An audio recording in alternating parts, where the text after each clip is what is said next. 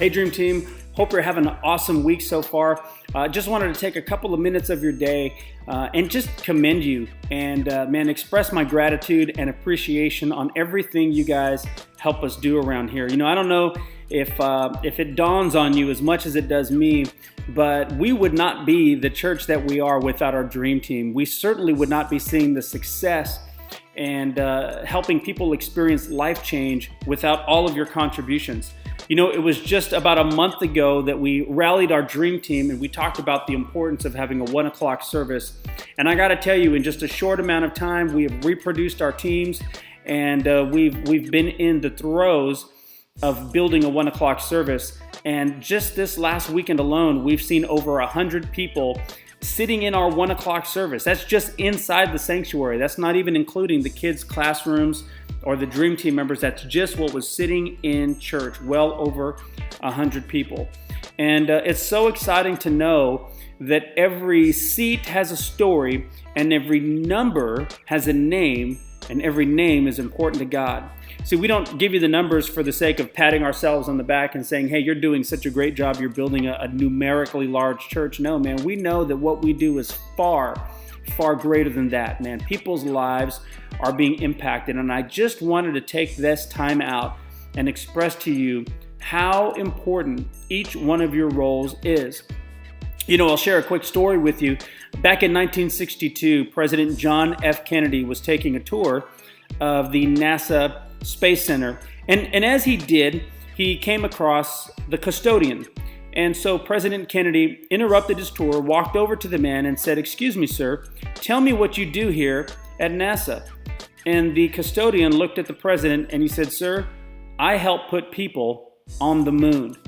And I think that is incredible because most people would have attributed that man's work, his duty, his responsibility as insignificant. You're just a cleanup guy. You just clean toilets. But that man saw it correctly. He said, "No, man, I help contribute, put men on the moon." And Celebration Dream Team, I'm telling you, your contribution, your effort at this church every weekend attributes toward people's lives being changed forever. There's an eternal reward.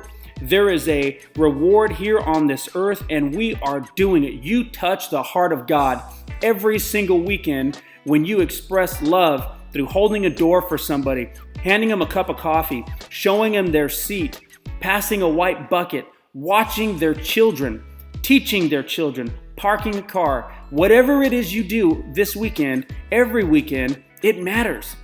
It matters. It's changing lives. And you're helping us satisfy God's dream on the earth. You know, this 1 o'clock would not even be possible had it not been for you and your willingness to make it happen. You know, right now we're in the midst of the momentum of building this 1 o'clock service. And I really feel compelled to make sure that we keep our foot on the accelerator during this season as we build. There's a couple of things, Dream Team, that we need to make sure that we do. First and foremost, we're going to continue to invite people to church. The reality is, people are going to choose whichever service they want to attend on the weekend, whether it be 9, 11, or 1. But what I'm asking is that we give emphasis to the 1 o'clock service. The other thing I'm going to ask you to do is not only invite people to church as often as you can, but I'm also going to ask you to leverage your social media influence. Whatever avenue of social media you feel you have the most leverage with, use that, whether that be Facebook, Instagram, Twitter, whatever the case may be. Invite people to church, emphasize the 1 o'clock service, and with the incentive that we're starting this weekend, that every first-time family that fills out the I'm New Here card is going to be put into a drawing for some sort of giveaway, whether it be movie tickets, gift card, out to go eat, something. But we're wanting to make the fun o'clock truly fun. We're going to keep the bounce house here for the kids at all 3 services, but we're really going to hone in on building that 1 o'clock. Another strategy, you've heard me mention this from the stage, is asking people from the 9 a.m. and the 11 a.m. service to shift over to 1.